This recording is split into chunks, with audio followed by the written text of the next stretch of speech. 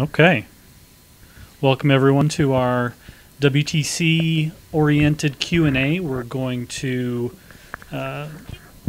spend a little time talking about what we have planned for the WTC, as well as practice a little bit with these microphones and our setup, and show you some things that we have in the works. So we can go ahead and get started. Whenever you guys are ready, you can just give us some questions.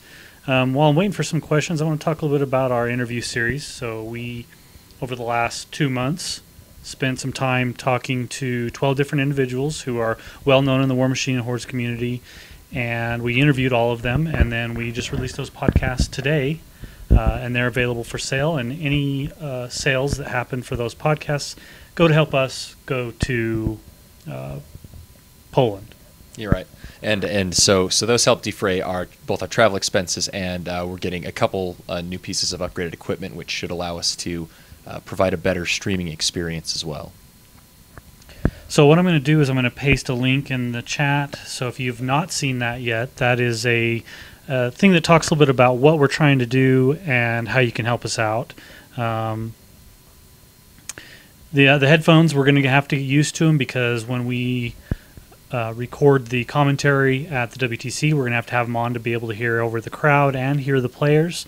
So what you see now is what you're going to see in between rounds is Scott and I talking about the different things, and we'll probably have a guest on as well, and I'll stick a microphone in their face. Right.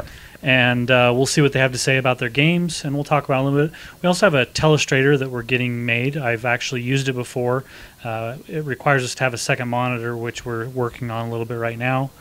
But we're attempting to do the best we can to make this an interesting and unique War Machine and Hordes experience. So,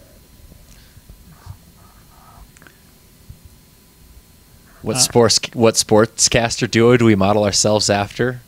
You have to ask. It's totally Cotton and Pepper from Dodgeball, from ESPN 8 The Ocho. So first question. Second question, I guess. I'm sorry. Do you have a catchphrase? Will it likely be from Archer? We kind of go with the flow. We've got a whole spread of banter. You'll likely hear a lot of the same phrases that we use on the podcast. Yeah, that's just how we're not unique or anything when we're on video. Is there a fundraiser to donate food for Scott? Any money that goes additional over the top of what he needs for booze, I believe, will probably go towards food. You know, if you factor in, like, I'm somewhat of a physical anomaly. If you factor in calories from alcohol intake, yeah, he probably doesn't need. Yeah, like, I'm getting my 2,000 per diem for sure. So we, I want to show you guys one thing quickly before we get too deep into this. I want to show you what we've got in store. So this is not a live scene, but this is a demo scene. And this shows you some graphics that we have in the works. And as you can see on the left, we have a Signar player. Don't worry about the image in the background. In the upper left-hand corner, you see where it says Chris Johnson USA. That's the Signar image. And the one on the right where it says Trevor Christensen, that's the Kador image. There is their caster that they're playing with underneath, and this is all can be done dynamically. If you look in the corner, you'll see that currently the Signar player has 0 control points and the Kador player has 3 control points. And if you look underneath them, it says turn 1A, meaning it is the top of turn 1, and that will actually move back and forth depending on whose turn it is. So you'll be able to tune in and immediately know how many control points have been scored, who's playing, what casters they're playing, and what turn or round it is. It's going to be a little difficult for us to keep the clock on the screen just because of the way the camera works. But as you can see, we've got some cool graphics coming down the pipe, and so we got some more information. So one of the questions that somebody asked was whether or not we're going to be able to draw with the telestrator. That's the whole point of a telestrator. So without being able to draw, yes, we're going to be able to draw. Yeah, we'll draw penises all over your screen. And unlike, you know, when we're commentating stream games at the store, there will be much more wild speculation and technical talk from me and Trevor. Yeah, like when someone's playing the game, you know, we want to. Okay, well now he's going to do this and this and this. Yeah, we're gonna talk a little bit about, you know, what we think they're going to do, obviously, right. And sometimes we're obviously going to be way wrong. But I think we're going to talk about possible strategies, some options, and if it's men off their circle on the board, we'll just talk out our ass like we always do. Yeah, we'll wildly speculate and have no clue what we're doing. So, will Scott be taking vodka shots for each win for the team/player he is rooting for? So probably not. The thing is there's been some rumblings about some German and Irish sponsored midnight event called Beer Machine, which I believe that I'm obligated to attend. So I believe I need to keep my wits about me. Certainly during the day. You don't want me in front of a microphone and on camera like con drunk. That's an experience you need to have in person. Yeah. So we're going to try to keep it a little under wraps because we're going to be spending a lot of time. I mean, we're going to be behind these mics for basically a 12-hour day. So it's going to be a little difficult. I mean, we'll get breaks and stuff. But in between rounds, we're going to have commentary. We're going to talk about the teams that have won. We're going to show scores and other stuff like that. So it's going to be a lot of work for us. On the images, the corner images, no, there won't be any translucence. They're small enough they won't interfere with anything, honestly. They're already in the spot where we have the names, and they're pretty small. It's not going to be a big deal. There's nothing behind those that you're going to want to see. So, will we be doing any interviews with players? Yes, that's currently the plan. Especially if so each round. I mean, obviously there's going to be 5 games going on in each matchup, and we're only going to be streaming one. I believe this is providing the.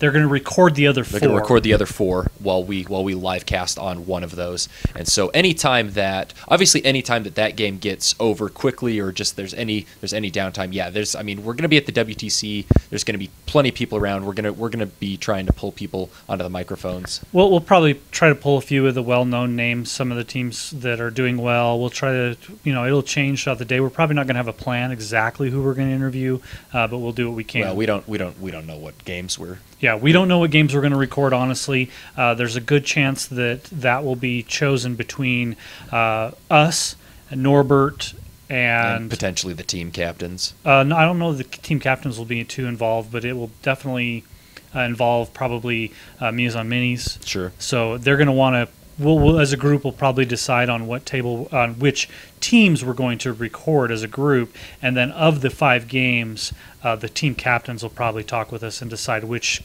matchup they would like us to stream or whatever. So it might be a little random. You may not know what you're going to get, and it's possible that we might have a few games that end a little early. So we'll just have to roll with it and see what happens. Will these games be recorded via Twitch or otherwise? These games will be streamed via Twitch just like you're watching now. We will also post them to YouTube afterwards. The other 4 games that Muse on Minis is recording will also be posted on YouTube at some point later. So our games will be stored on Twitch servers, so it'll be very easy to upload to YouTube almost instantly. Let's see here. Are we going to be in a separate room when we do the commentary? No, but we'll be about 25 feet away in a large con room with about 250 players. There will be enough noise in between us and the players that they won't be able to hear what we're. There's going to be plenty of background noise that's going to be in the way of what you guys will be able to hear as well. So it's going to be a little difficult. Well, again, that's why we're in the headphones so that we'll be able to hear them while they're playing. You'll hear a little bit of the players because we'll have them mic'd up as well, and then we're each going to have mics and we'll be commentating on what they're doing. So you're going to be able to hear both, but they'll be a little quieter than us. If match ends with a turn to assassination, win early, how would we fill the void? I mean, anytime we're going to have a fast game like that, especially while the other teammates are going, like we're going to sit down with both of the players. We're going to talk about the game. There's going to be tons of people around. Like we're going to talk about their previous rounds. We're going to talk how their team's doing. We're going to talk about who they think could potentially win the whole thing. If something interesting happened during the pairing process, we'll also grab probably some of the TOs. As long as, especially if it's early on and they're not too busy, we'll grab some TOs and talk to them a little bit about, how their day is going as well. So we will be probably, I don't know if I said it, we'll be about 25 to 30 feet probably away from the players. So we are going to be isolated to the point we'll be able to talk about whatever we want. I will miss Menoth John the whole time. Potential guest commentary, I guess it's possible, especially if a game ends early and there's somebody that we have good repertoire with. I mean, I'm not gonna put somebody on here that I've never really dealt with before, but Right. let's say Flanzer ends before. I've talked with Flanzer a million times. We've had him on the podcast. I have no issues throwing Flanzer on the mics with me or jumping up and going to the bathroom while Flanzer sits down and does some commentary with Scott. So, and there's a few others that are going to be there that I have no issues with as well that could do that. So Fat Asian, for example, would be there, and I have no issues throwing him on the mic. So it is very possible we could have additional commentary.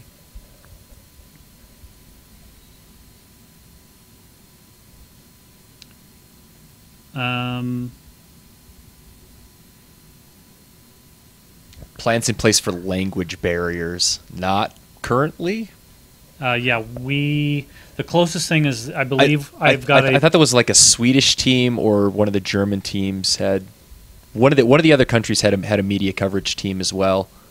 That's possible, but for us, it's all going to be in English. Yeah. Sorry, guys.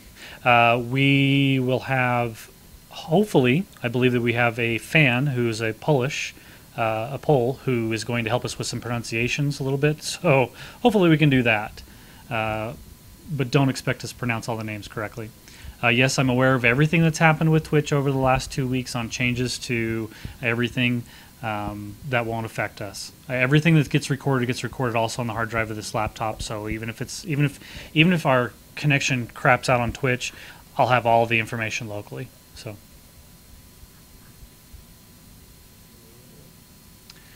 Sorry, there's no indicator for the feet, although we'll be talking about it probably quite a bit. But if you join a podcast or if you join a stream late, you're just not going to know. I'm sorry. There's nothing I can really do about that right now. I've already spent quite a bit of money on the software, and that's just not something that I felt like was pertinent or important to have put in the software. So.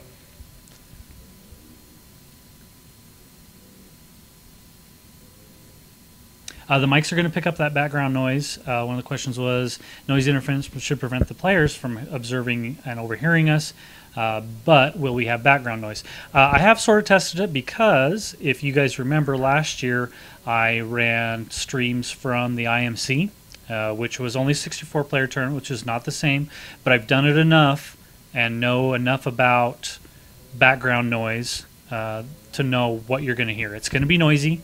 But with the lapel mics on the players and us probably isolated in a corner and on these microphones, you're going to hear some background noise, obviously, but you're going to be able to understand us, I think. Now, it's really difficult to. We still got a few months of fine tuning and testing now that the podcast series is out. Right now, all we got to do is figure out a way to fund this trip and then get our technical problems dealt with. So this Q&A is part of our technical problems.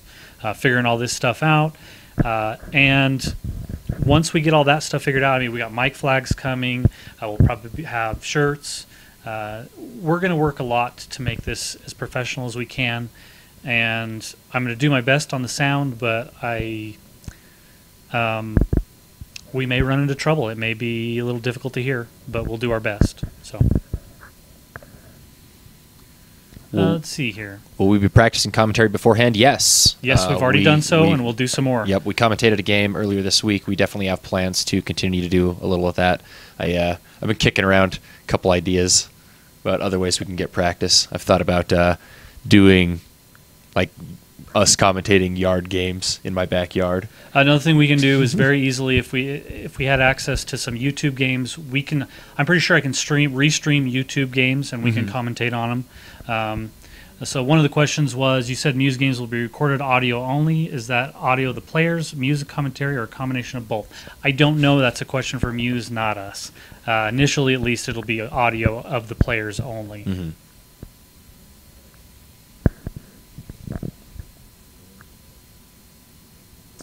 Will we show the lists being played with the games that we record? We'll definitely. I'm not sure if we probably won't be able to put those up on the screen. Maybe we can. We might figure out something for that. But we'll definitely be, during deployment, we'll definitely be discussing what's in the players list. We'll have access to that stuff, and so we'll be able to tell you guys. Probably more than likely talk about it using the telestrator. We'll probably point it out on screen, but we're probably not going to be able to stick it up. One of the things you have to understand is that the whole production team, the entire production team, is Scott and I. Yeah. So there's nobody else behind the camera. There's nobody else running around doing this stuff. There's nobody that can click on the screen and bring up the lists. It's all us. So the chances of us bringing up a list every time a new game comes up, it's just not going to happen. I'm sorry, guys. Yeah, we'll see what we can get done with the practice. What we've got to do with the second monitor and a couple of the other things. A lot of it's we're in a little bit experimental territory. But that's a great idea, and that's definitely something that we'll keep in mind. Yeah, I mean, we'll do whatever we can, but it's going to be a little difficult. If for some reason we sell a hell of a lot more of these podcasts than I think we're going to, for funding, maybe we'll hire a monkey to come run a second computer that can put those screens up for us, and we'll just click on them and bring them up. But I just don't see it happening. So yeah, not this year. Maybe next year, guys. The average runtime on the interview series after editing about 50 minutes, 55 minutes per episode. So you're buying. Some of them are longer. There's one that's an hour. Yeah, and we 18. went way over on a couple of them. Some of them got edited down considerably. Yeah, they did. But total, you're going to be right about 12 total hours worth of entertainment. And I spent quite a bit of time editing them. I put a lot of time into them to make them pretty professional. I feel like they're worth the $20 that you're spending on those 12 episodes. So it's definitely a lot of entertainment for $20. Yeah, definitely. And it helps us. Every dollar. I mean, it's all the work went into it was done by us. So it's mostly Trevor. He's being modest. It's labor that we're asking you to pay for our labor and our time. So it's nice that the cost really isn't that high as far as hosting the files and giving them out. So we get a large portion of that money for us to help us go to Poland. So it's a good way to do it rather than selling shirts or something where we have to or paying Kickstarter or Amazon fees. Right, you're paying fees, you're paying for someone else to make a product, and you're sending that product out. Instead, we made the product, and it's the product we're best known for, and we're giving it to you. So, and we get 100% of the profits that way, except for a few YouTube or PayPal fees.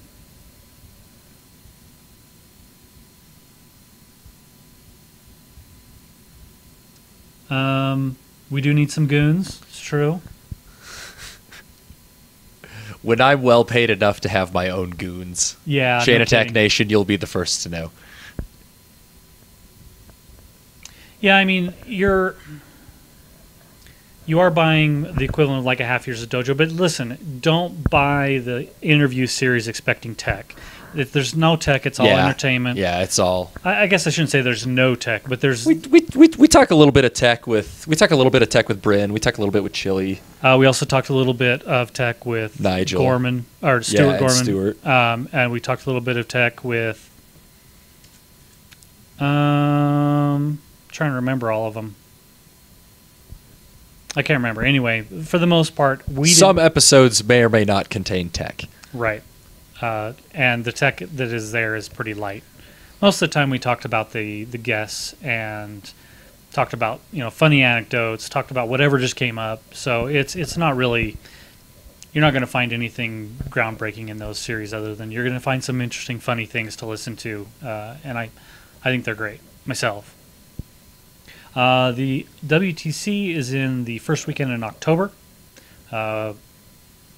We're working on getting our passports done and getting our tickets bought. My interview's tomorrow. Excellent.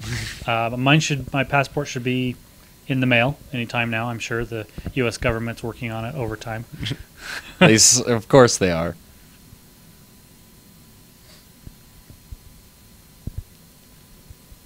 Okay, so let's go back a little bit because there was a couple of questions on this, and I want to talk a little bit about it because there's some people that seem to be worried a little bit about these images. Now, I want you to look at this. This is deployment. Okay, so we got deployment here. And even at this point, the only thing you're missing is 10 inches of table edge that's in deployment area on one side and 10 inches on the other side. In the extreme corners. In the extreme corners. I've done enough streams to know that these aren't going to get in the way. Yeah, he's overlaid this over a bunch of the games that we've had recorded, and the times where it's actually blocking something is extremely rare. Yeah. They're going to be just like they are there.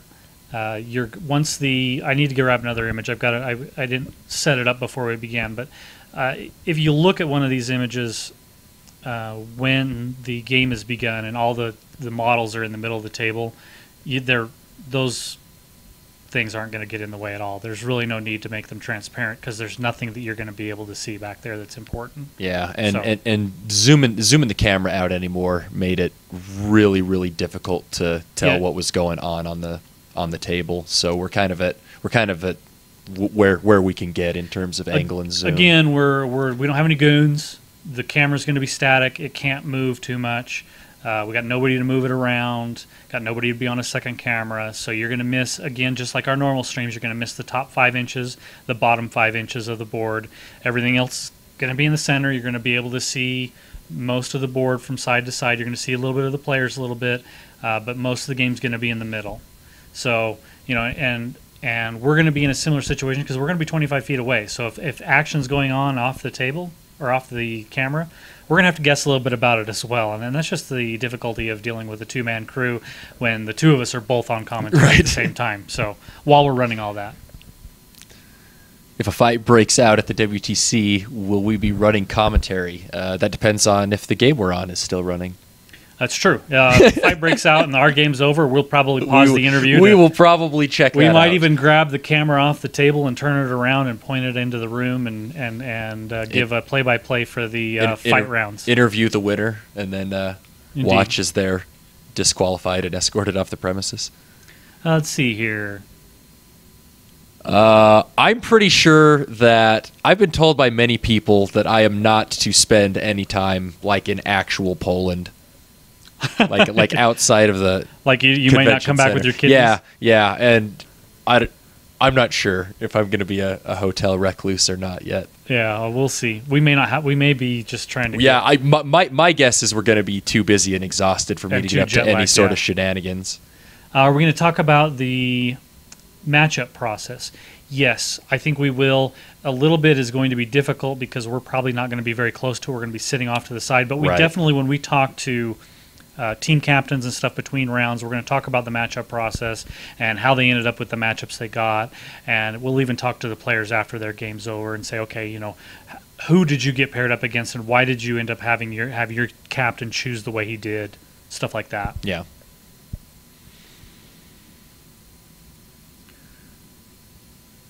Yes, we're going to be doing test runs locally. We're going to be, as soon as everything was all about getting the podcast done, because if we can't fund this, we're not going anywhere. Right. So everything was initially about getting those podcasts recorded, edited, and up for purchase. And now that we've got that out of the way, we are working 100% on making the stream quality. We're working 100% on getting the telestrator and all of our equipment set up. We have to buy a new mixer. We have to get a second monitor, like I said, to make all this work. I got to have 2 cameras. I got to have one that's pointed at us, just like this one, and then another one that's pointed at the game. Mm-hmm. And we got to be able to switch back and forth on them. We got to get practice at this because, I want it to look professional. I want it to look good. And it's a 2-man crew, and you're going to be able to see what we're doing every time we're over here fiddling. Every time we're fiddling with the mouse. It's like, wait, hold on a sec. Let me hold on. Let me see if I'm bringing those scores up. This is great television, right? Indeed. Yeah. And so we'll see what we can do, but we're going to do the best we can. No, the game clock will not be shown. Yeah, it's a good question, but there's nothing we can do about it. The problem is that to run the game clock, so the first thing you need to understand about this is I'm running all this off a laptop. So if I have 2 cameras hooked up, they're encoding from those cameras and uploading that feed individually. So the more cameras I hooked up, the more my processor has to run. And I'm just worried that, well, one, I don't own a 3rd camera. I only have 2 right now. I don't really feel like buying a 3rd one for the clock. I just don't know what to tell you guys. I'm not going to be able to do the clock this time. We'll talk a little bit about the clock probably. I'll probably take a pair of binoculars and hopefully we can see it from where we're sitting. And I mean, anytime we can get information about it, we're gonna mention it in the commentary. But right now, that's an obstacle we haven't really. I mean, I'm going to hope that we can set the camera in an angle that if they put the clock considerably onto the table, like 6 or 7 inches onto the table, we'll be able to see the clock. Yeah.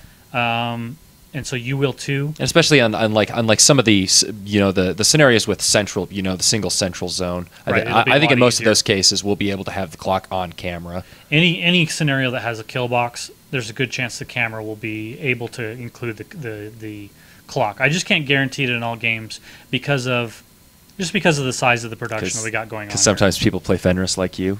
Indeed, there's going to be some stuff that's off the camera, and there's nothing we can do about that. And I'm sorry, but we're going to do the best we can. What about WTC are you guys most excited for? Well, I don't know. It's actually my first time out of the country, so I'm kind of excited about that. Okay, Jin Young, I'm going to say it again. It doesn't matter. Having them hang down, it doesn't get in the way. They're not going to be in the way of the game. Trust me. They're not in the way of the game. Ignore the graphics. It's there for cool stuff. The stuff that's hanging down isn't even going to be relevant. War Machine equivalent of a turducken. I don't know what the hell a turducken is. You don't know what a turducken is? No. That's when you have a turkey that's stuffed with a duck that's stuffed with a chicken. And then traditionally, if you really like to ups the crunks, you bacon wrap it in the layers.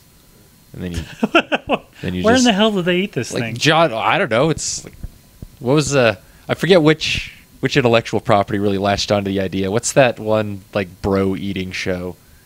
Bro eating show. It's where they eat the bros or where bros no, make food? where bros make food. I have no clue what you're even talking about. I'm sure they're delicious. I don't know why. See, cross promoting. Yeah, you see this, Menoth John. We support Menoth John. I'm gonna be wearing your hoodie when it's cold this October. Mm-hmm.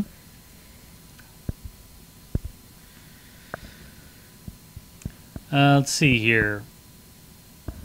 Cooking with Scott Ray. See, I'm an NFL fan.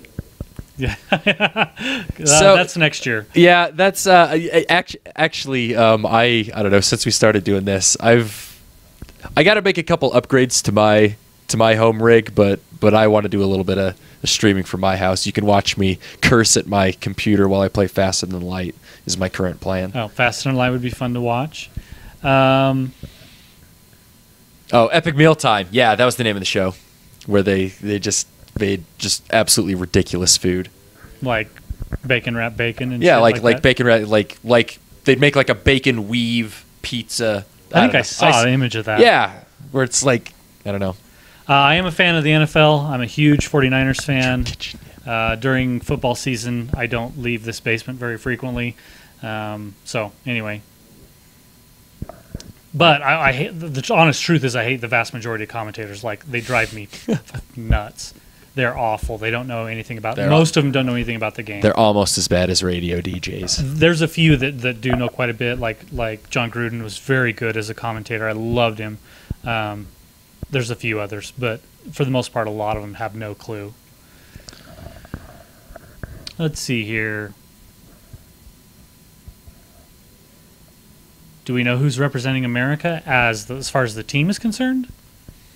Like the WTC teams? We do know. I don't have them memorized, but I mean, I could probably rattle them off if you gave me a few minutes, but it would be horrible radio.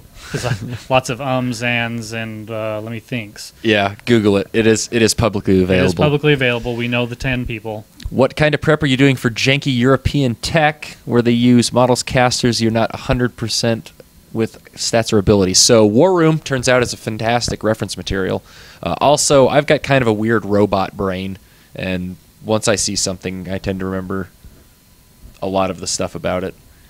Most of the Europeans, I don't know, their tech's not like the models they play isn't that different. It's the combinations. Yeah, I mean, I don't think we're going to be completely surprised or anything. It's not like they're playing. It's not like we're NFL commentators and we're going over there to deal with European football. Football. What is yellow card? So,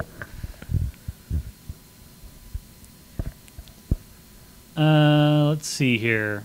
One of the other things is if we can get there early enough, I'd kind of like to set all the equipment up on Friday and actually do probably a couple hours of commentary just as practice on the Solo Masters. And that'll give us some time to get used to the equipment, give us a little idea of how noisy it's going to be in the room, and just make sure that everything's working right for the day before. It's also going to check our internet connection. We're going to have to stream to the Prague Twitch server. Yep. So we're going to make sure that that connection's good. There's some things that we're going to need to do. So we're going to see a little bit of European tech before we actually get to the WTC. How are we picking matches? Will it mostly be USA? I don't know, but I do think it'll mostly be English-speaking teams. Yeah, it's definitely going to be English-speaking teams. I know the majority of the European players speak English. And they speak English with each other when playing. I've watched a lot of them. So I don't think it's going to be an issue, even though that some of them, it's going to be hard because of the background noise to hear them enough to commentate on what's going on. In addition to them maybe speaking with a heavy accent will make it difficult. So there's a good chance that a lot of our games will be USA games. We're USA people. We're most interested in the USA games, but it'll really depend on just the whole group of us deciding what we're going to record. A Golem, we have mic stands. We're just testing. We're testing because tonight. when we're gonna during the game we'll have mic stands, but when people are watching us, we will have microphones because we're not going to have a third microphone. We're going to have to pass over to somebody that we're interviewing.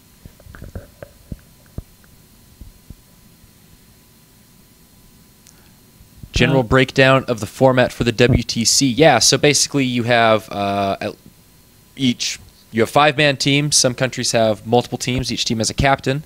It starts off with a pairing phase, basically, where the captains there's a coin toss. One of the captains puts up one of his players, and then the opposing captain puts up two players. And then the first team, the one that put up the single player, they pick one of the two to go against, and that leaves one player forward of the two, and then they put two forward. And then they put two forward, and then the other team picks who they want to be matched up. And it's a little complicated at first, but I think I'll probably, now that I've got the podcast out of the way and we're ready to go, I'm probably going to start working on some graphics to kind of explain some of these things, so that during the show I can bring them up and show people this is how the pairing process works, and we can discuss it while you're seeing a graphic of the pairing process.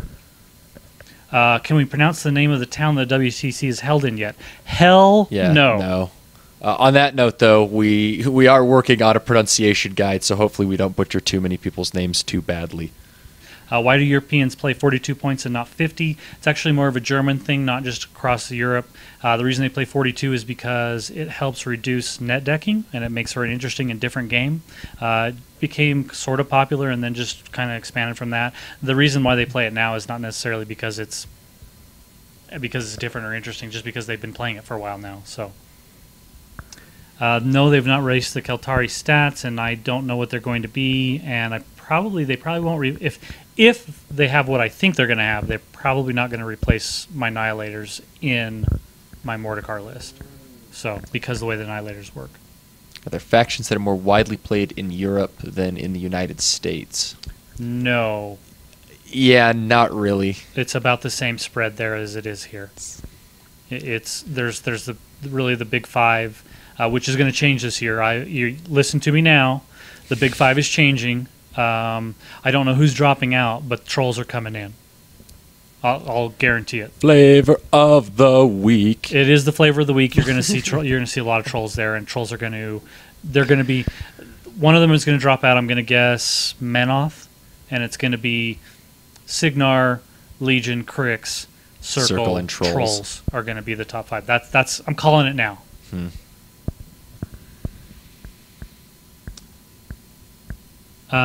I have not investigated the voltage requirements yet. That is on my to-do list. We're going to take a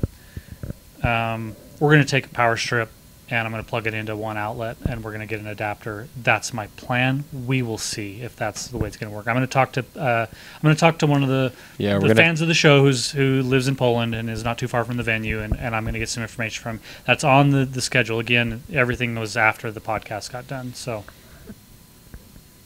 yes, the venue has a hard wire to the internet. That's all been taken care of. Yep. Hopefully we won't have latency issues. There will be at least one minion player at the WCC. Indeed. Look out for Rickard Nilsson. That guy's crafty. Rickard's going to have minions. He won't be the only one. Yeah. But he's the most famous one. Will lists be posted to the general public beforehand like last year? Yes, they will, and they will be posted to discountgamesinc.com/tournaments.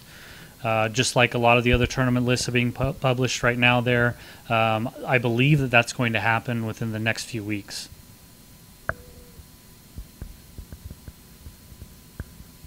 Funds raised cover tuxedos for the commentators. We're not going to sit in tuxedos. No way. No. Depends. You guys have to blow our goal away. $7,000 stretch goal. Tuxes. No, we're not. Sorry. I'll wear it. I'll wear a tux. I'm not going to wear. I'll wear a T-shirt that looks like a tux. Actually, no. I'm going to wear my Muse jersey because we are there representing Muse and Chain Attack. We are representing Discount Games, and as you can see, Mechanica Studio is helping us out with a lot of this stuff. So those people are getting, front row billing as far as advertising during the episodes. We're going to have all kinds of advertisements for them, and if you guys can help them out in any way, I appreciate it because they're making this possible for us. Again, as I mentioned before, we'll even have mic flags on our microphones that will show off Discount Games and Muse on Minis and a few other things that have helped us go through and do this. So, will we be doing any post WTC content? Not as Scott and Trevor, but as Chain Attack, we will. Yeah. Any chance Jay do a model percent breakdown?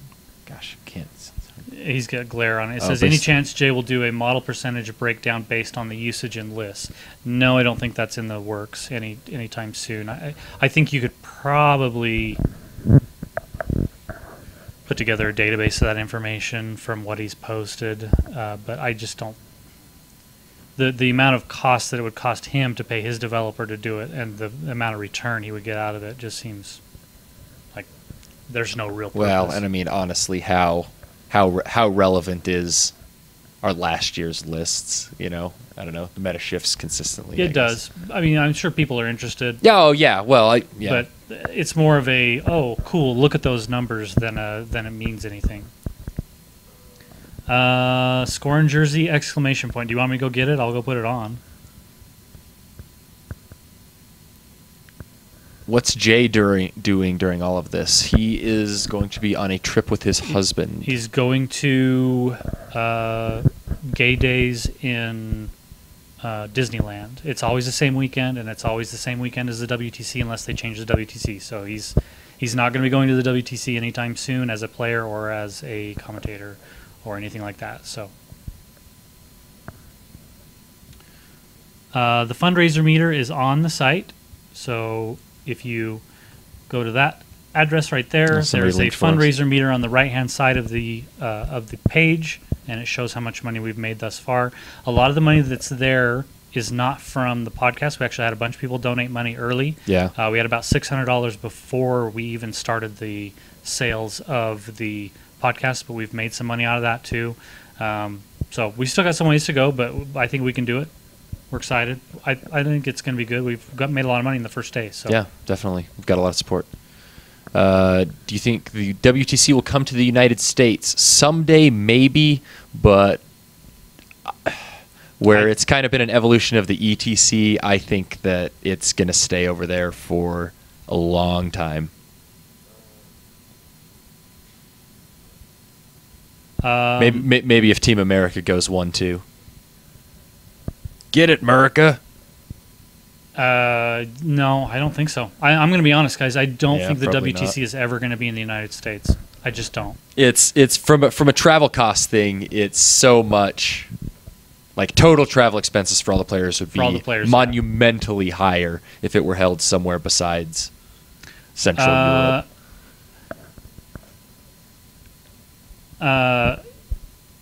Inwing Young, send me a message on Facebook. I think we're friends if we're not. I mean, we've met before in real life, so send me a message. I would love to have some intro music or some other stuff that's... we would love to do something cool with you. I know I've heard some of the stuff you've done. You could do something amazing. Would love to talk to you about it. So, outside of this, where everybody's here talking about it, but personal, we could sit down and talk about it. So...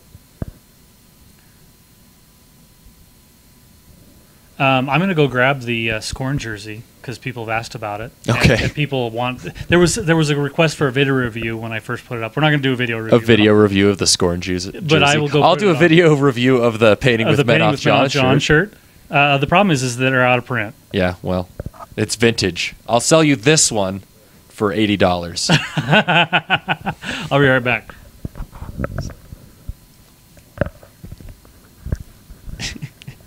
I'm just kidding, Menoth John. I would never sell this one.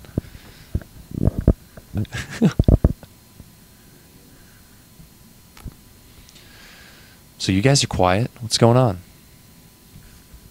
Trevor's gone now. You can ask me about raunchy stuff now.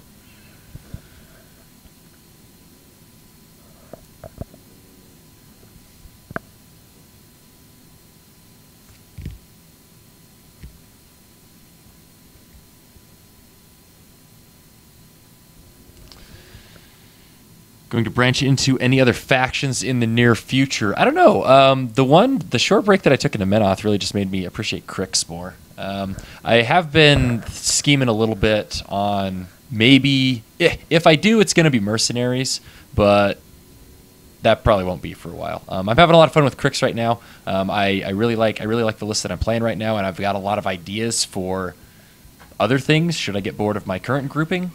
So I think it'll be a while before you see me branch out into something else at tournaments.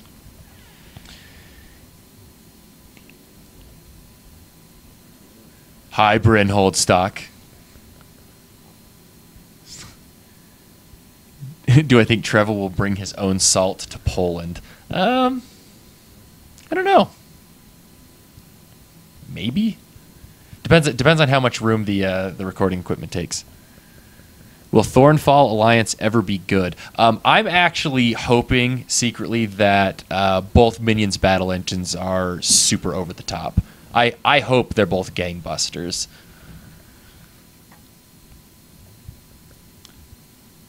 Don't let that abomination. All right, Trevor's back. So I'm wearing the jersey now.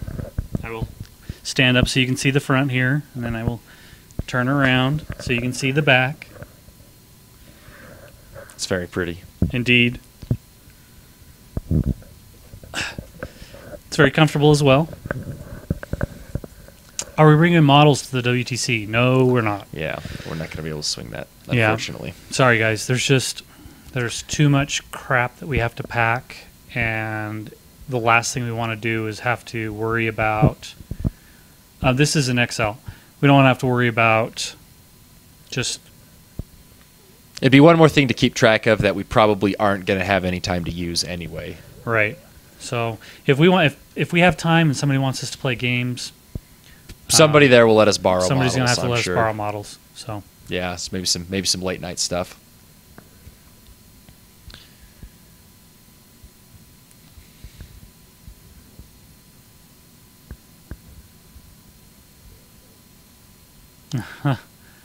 Let's see here.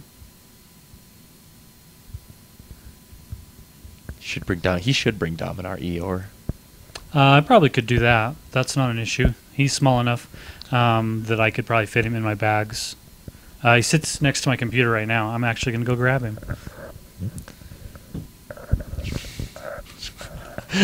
Menoth John, always talking crap. Dude, those jerseys are actually pretty legit. You can use my Menoth. Yeah, why would I do that, Bryn? I don't need to make a complete ass of myself in front of a large international community. I mean, you saw me at freaking... When did I decide to play... What event did I decide to play Menoth at? Oh, it was Adepticon on Menoth John's good graces. That's right. And, yeah. It was fun, but I'm a horrible Menoth player. So... Am I drunk? No, I'm not drunk, John. That's later. Should you be? Probably. Should I be? It's Monday. I usually like to wait until midnight on Monday. Let's see here.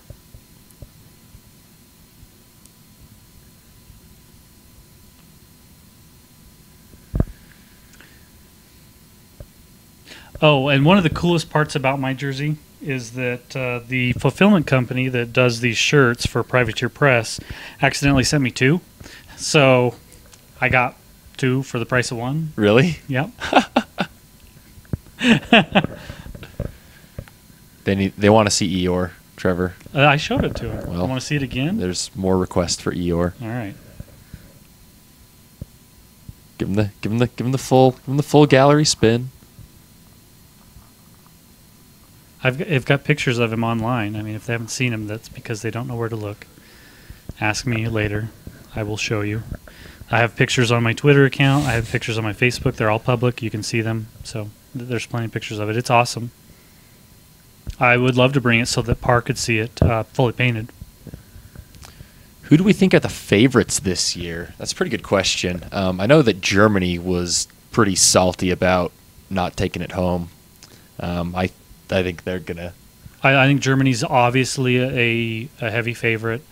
I think that Poland has obviously shown that they can pull it through. Good night, John. So I mean, those are probably 2 of the favorites. I mean, if you've listened to our WTC fundraiser interviews, Stuart Gorman says that he feels like the Swedes have a really strong chance, and Yeah. I think there's a really good chance that he's correct. The Swedes several of them have come to big events in the United States and done well, and we've seen them play. They're very well accomplished players, so I think there's a good chance that they've got a good chance too. Yeah, Australia won. You guys are the team in my heart. So I mean, there's a lot of big dogs out there that are looking to win the whole thing, and I don't think you can really discount any of them. There's going to be some upsets, though. I wouldn't be surprised to see one of the big names go down early. It's. I mean, the way the format works, the matchups can come down anyway, and I mean, these are the cream of the crop guys. So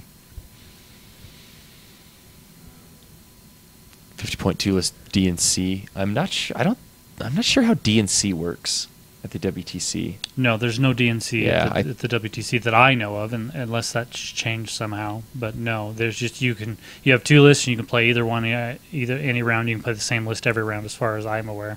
I may be misremembering it, but Canada's cool too, Bryn. What does the U.S. need to do to win? The U.S. needs to. I have something to say. Okay, go ahead. They need to be a team instead of 5 kick-ass players. Yeah, and I don't know if they're gonna. I don't know if they're gonna be able to do that this year or not. I think there's a little bit of. We haven't seen them practice this year like they did last year as a group. I'm a little worried that they're not going to have. It's the matchup process. I feel like that they have the skill to be able to take down the whole thing. Yeah, certainly. But I think the matchup process is a little different. I think they did better last year than I've seen them. I mean, I haven't. Last year I heard all kinds of things about rumblings about them working on the matchups and deciding what they were going to do, and a lot of that didn't happen until after the lists were released. So maybe there's going to be some more of that going on. But right now, I just don't. I don't know. I don't know if they're thinking enough about it. So I don't know if they're taking it serious enough. I hope they are, but I'm not involved with the process, so I don't really know.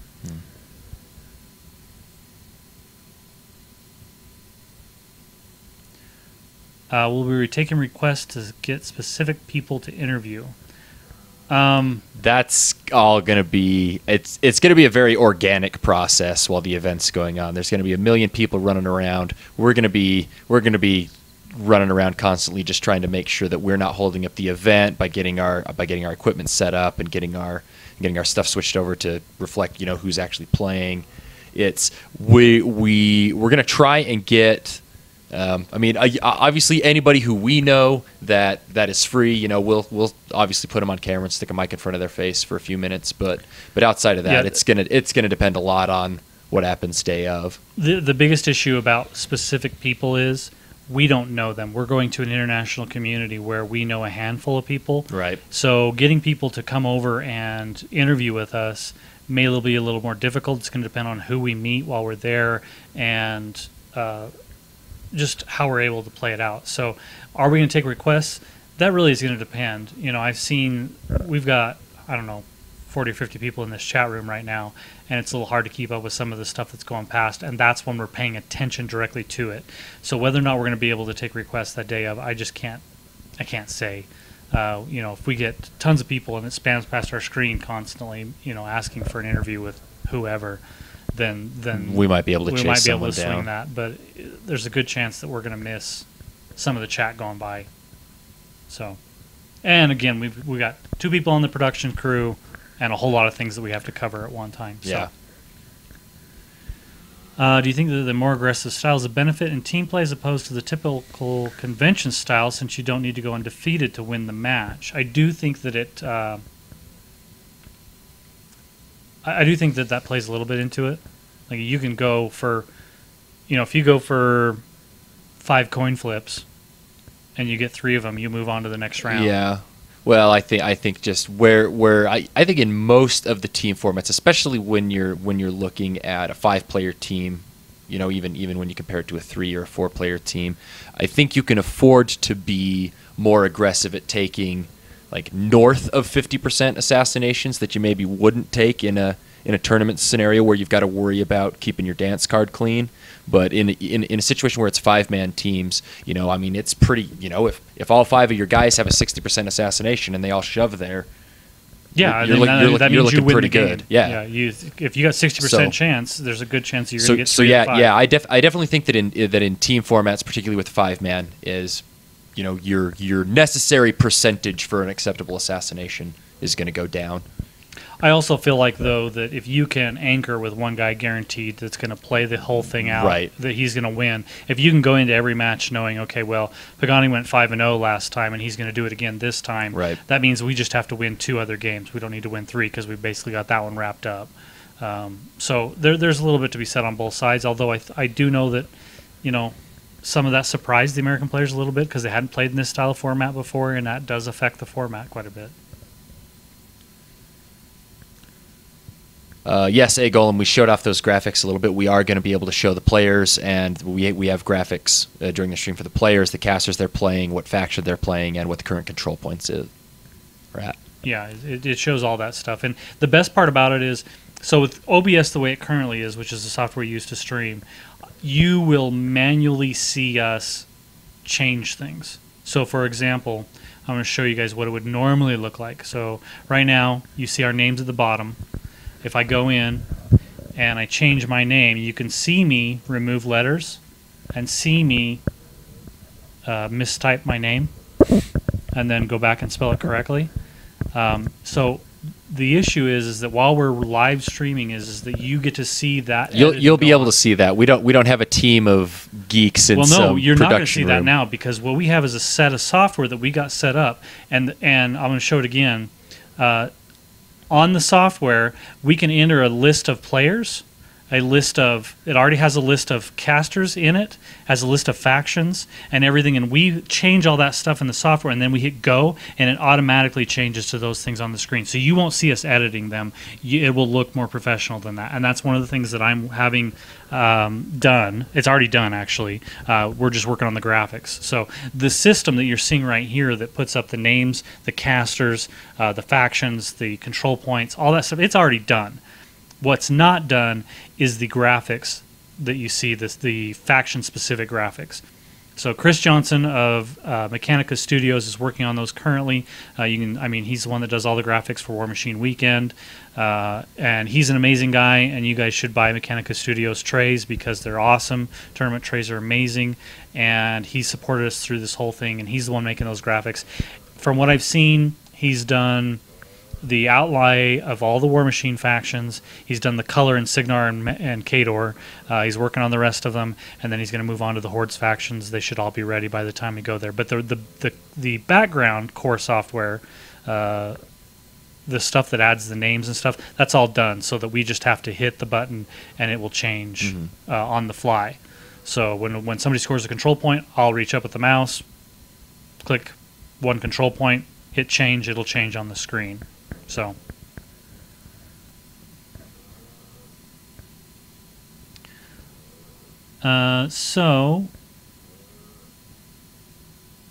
we got time for about 2 more questions, and then we're done for the night.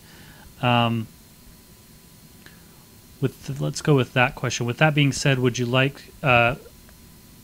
two look at list building for an event like this? I'm assuming you mean because it's an assassination event, would you change your list, or would we talk about it? I think we'll talk about it definitely at the WTC. Yeah. And if I were attending, I would definitely consider it. I don't know that it would change my play style. I would rather. I don't know. I think you really got to get together. It's gonna depend so much on the 5 guys on your roster. I think everybody's got a different style, and I think the successful teams and definitely the successful captains, can recognize the strengths that their players have. I mean, when we talked to some of last year's WTC players, we were talking a little bit about the selection process.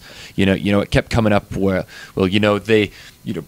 certain players were in mind for certain matchups. It's like, okay, well, JVM, you're our trolls guy or whatever, or circle guy or whatever. Right. He wouldn't be trolls, but Legion has a horrible insurance. But anyway, yeah. I mean, you're going to have a lot of that, and I think personally, if I were on a WTC team and I had to think about that, I would play casters that were harder to kill, and I would still play for attrition because I still feel like it's a more consistent play style. I would just be more conservative with the way that I tried to keep from being assassinated.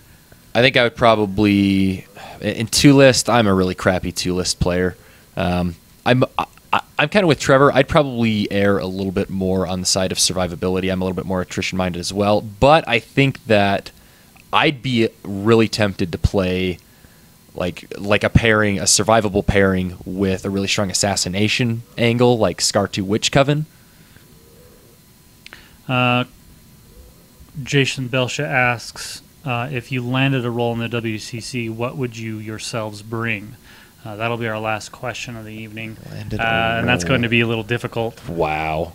So one of the things that's interesting about the WTC is that going in, your team is going to say, okay, which factions are you going to be for? So like, for example, with me as a Scorn player, they would say, which factions would you be comfortable with? And I would say, well, I'm comfortable playing against Signar, Khador, Crix, Mercs, Trolls, Scorn, but don't put me against Legion, don't put me against Circle, don't put me against Menoth.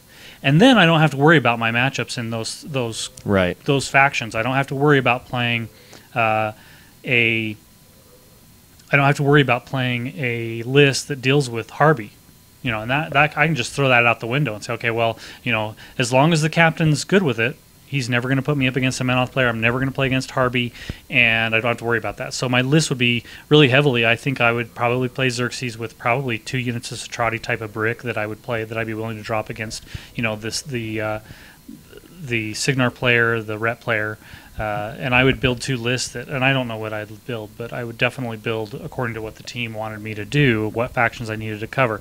And there's sometimes in that 5-player pairing where you get sacrificed because they need to get 3 other good matchups, and they know they're going to lose one of them. So they're just like, all right, well, you're going to. It happens. You're thrown to the wolves. Sometimes you're the lamb. Yeah. and 1 loss is worth 3 wins in this format, it turns out. Yeah, it's true. I don't know. The kick I'm on lately, I would just try to see if the way that the team format is, I think you can make a really interesting.